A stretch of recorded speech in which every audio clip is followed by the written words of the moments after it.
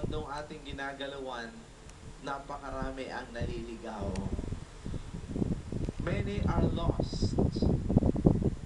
Many are confused.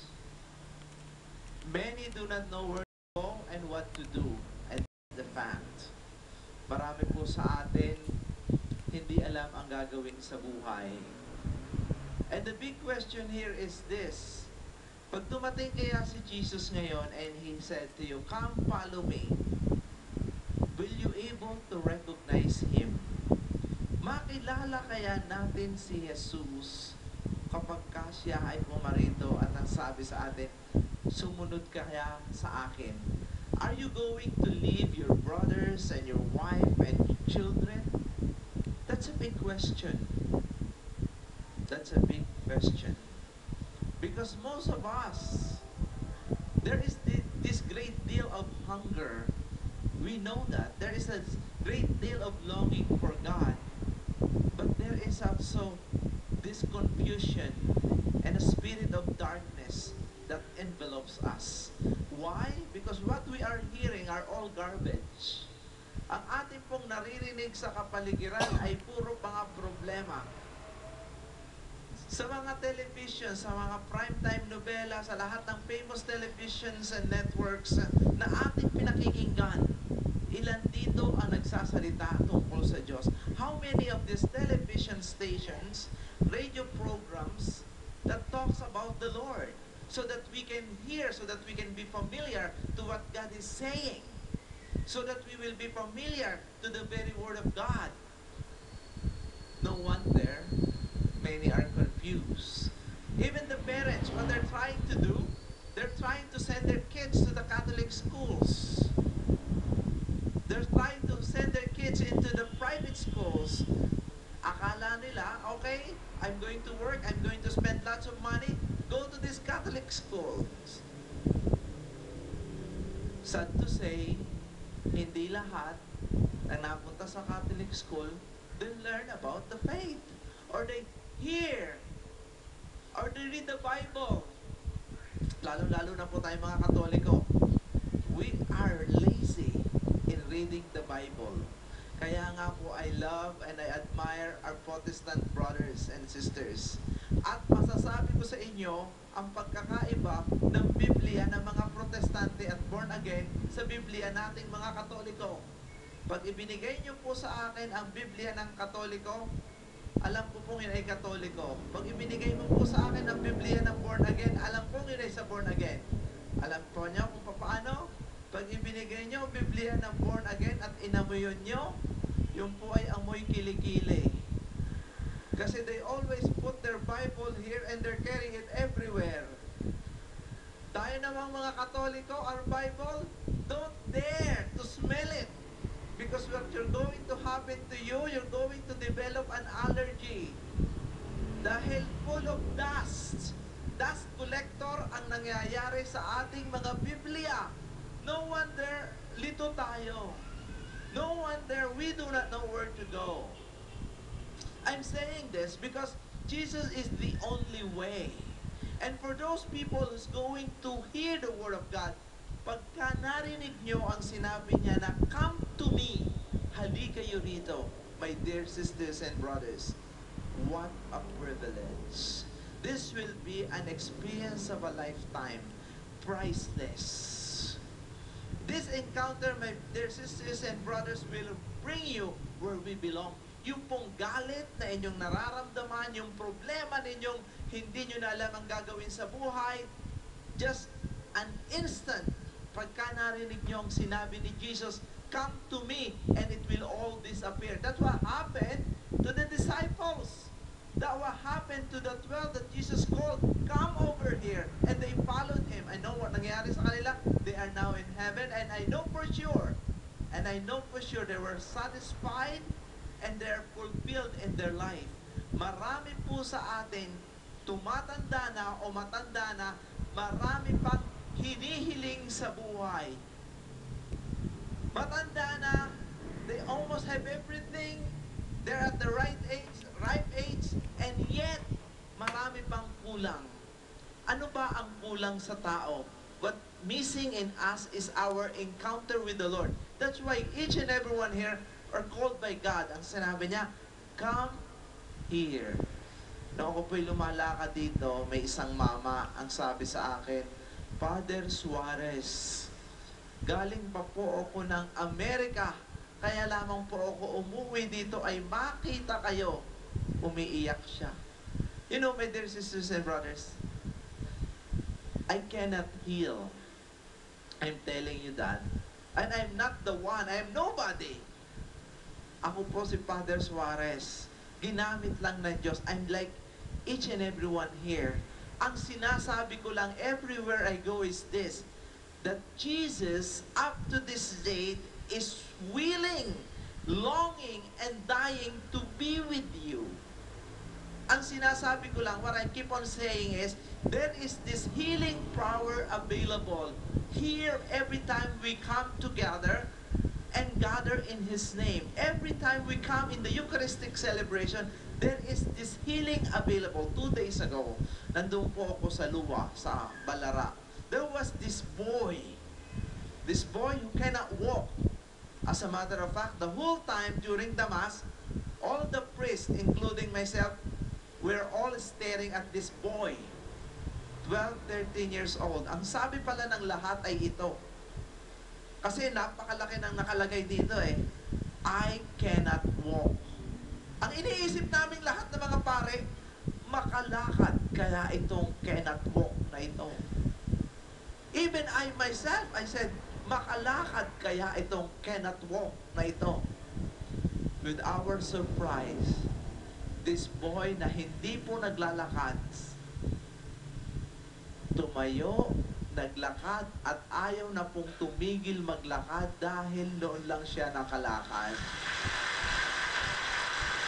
This is happening in our day and age. Why?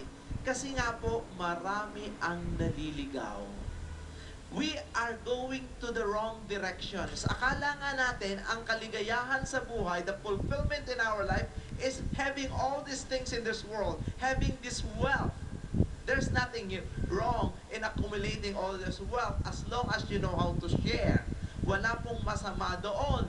Katulad nga po ng sinabi ko last week nung nandito po si Cardinal Rosales during the inauguration of this shrine. Ang sabi niya ay, napakarami ang nasa gate daw ng heaven ay ang mga mahihirap. Ang sabi ko naman ay ganito, malungkot naman po siguro ang langit kung walang mayaman. So ang dapat naman sa mayaman para makaakyat sa langit ay magpakain sa mahihirap. We need each other. We need to be united. Enough of these divisions, enough of this class system, enough of these discriminations. Before God, before the Lord, we are one. Amen? Kaya po tayong lahat dito, pinatawag ng Diyos sa umagang ito upang makatanggap ng kagalingan. Kaya po tayong lahat ay makakatanggap ng kagalingan ngayong umagang ito. The first healing that we're about to receive is this. Jesus said, repent, the kingdom of God is at hand. Those who will repent, that is the first healing. That is your very access to encounter the Lord. As what I said earlier, yung pong uma-attend ng misa, nagkakaroon ng opportunity and privilege to reconcile with one another.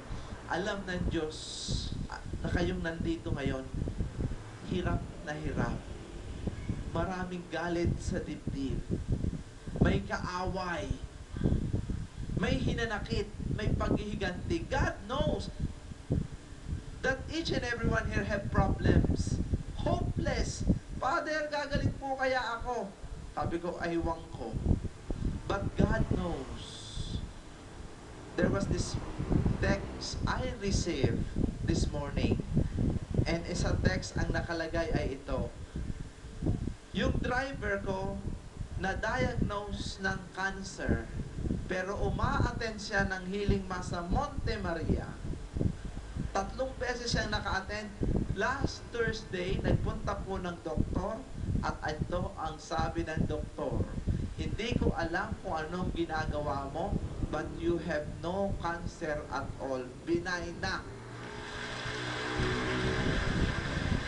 But more than anything, what God wants from you is this.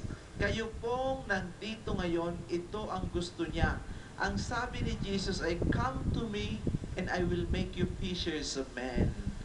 God wants you to share the good news that you receive. To whom you're going to share this?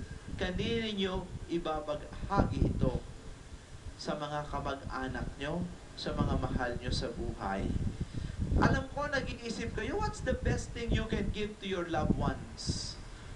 The best gift you can give is Jesus. Mayroon po akong kaibigan. Siya po ay nagtatrabaho sa Amerika. Tuwi po siyang aalis, umiiyak ang kanyang anak. Ang sabi, "Mami, huwag ka nang umalis. Kailangan ka namin dito." Ang sabi ng ina ay ganito, "Ma'am, ako ay aalis kasi gusto kitang maging doktor." Hanggang sa every year umuuwi, hindi na siya hinahabol ng anak. Dumating na ang 18 years old, marami ng pera ang ina. Sabi ng ina, "Mag-i-stay na ako dito. We will be together na with your dad." Alam mo ang sabi ng bata, "Ma'am, it's too late. Drug addict po ako. Kailangan ko ng rehab." Ang sabi ng bata ay ganito, "Nung sinasabi ko sa inyo, hindi ko kailangan ang pera, kayo ang kailangan ko, lagi kayong umaalis. What I need is you." Ilan po sa atin ang ganyan? Akala nga ang kailangan ay pera, pero ang kailangan pala ay presensya. Ilang sa atin ang ganito? Wrong priority. Our priority must God first. Kasi po ang sinabi niya, "Seek ye first the kingdom of God, and everything will be given unto you." Tayo po na ang pinili ninyo ay magsimba sa araw na ito, patong-patong na biyaya ang inyong matatanggap. Bakit ko sinasabi yan? Kasi our God is rich. Ang ating pong Diyos, He has everything. But more than anything, ang gusto po ng Diyos sa inyong lahat ay mapalapit sa Kanya. Bakit ba gusto ng Diyos na mapalapit sa Kanya? Kasi po siya ay naaawa sa atin. Dahil karamihan po sa atin aburido. Karamihan po sa atin problemado. Karamihan po sa atin, we are wasting our energy and our time sa mga walang kwentang bagay. What they do not know is we never learn from the gospel. In the gospel, sinabi na ni Jesus kay Mary and Martha, "Martha, Martha, ano bang ginagawa mo?" Mary prepares the best part. Just sit with the Lord. So at this moment, my dear sisters and brothers, I want you all to be still and know that He is God. Tumahimik lamang tayo at ramdamin natin ang presensya ng Diyos. At papasok siya sa ating pagkatao at babaguhin ang anyo ng ating buhay. This will be the beginning of your new life with Christ. And in doing so, you will find happiness. More than anything, ang gusto po ng Diyos ay lumigaya tayo sa mundong ating ginagalawan. So I want you all to close your eyes and open your hands and pray after me. And let us feel the God's presence habang nararamdaman natin ang simoy ng hangin, dampi ng pagmamahal ng Diyos. And pray after me. Mapagpalang Ama, sa umagang ito, nagpapasalamat kami sa iyo. Thank you for calling us to this place. Thank you for experiencing your love and forgiveness. And thank you for the opportunity of knowing that you love me.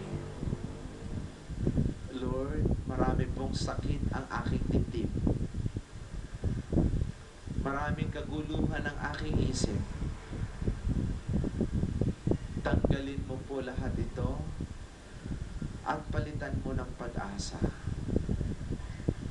Lord, thank you for this morning.